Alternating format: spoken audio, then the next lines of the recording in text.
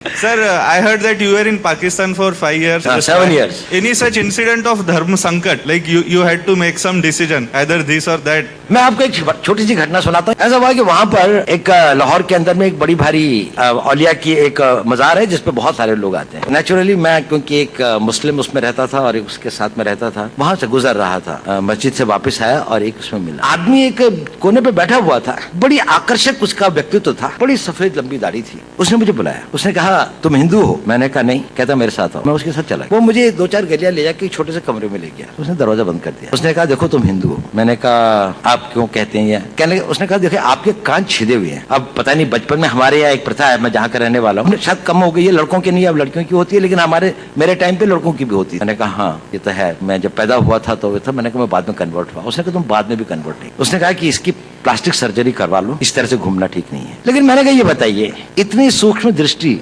और इतना नहीं, मैंने नहीं कहा, उसने कहा। उसने कहा देखो पता मैंने ये ऐसा क्यों कहा? मैंने कहा क्यों? उसने कहा क्योंकि मैं भी हिंदू हूँ। और उसने कहा कि देखो मेरा सारा परिवार इन लोगों ने मार दिया था, मैं यहाँ पर किसी तरह से अपने दिन काट रहा हूँ। मुझको बहुत खुशी होती है जब आप लोगों को देखता हूँ, लेकिन मैंने भी अपना बेस बदला हुआ है। लेकिन देखो इस कमरे के अंदर, और फिर उसने एक अलमारी खोली, उसके अंदर में एक शिव जी की और एक दुर्गा की एक वो रखी थी। उसने कहा देखो मैं इनकी पूजा करता हूँ, लेकिन बाहर जाके मस्जिद के अंदर में सब लोग मेरे को यहाँ का एक रिस्पेक्टेड रिलीजियस मैन की तरीके से वो करते हैं।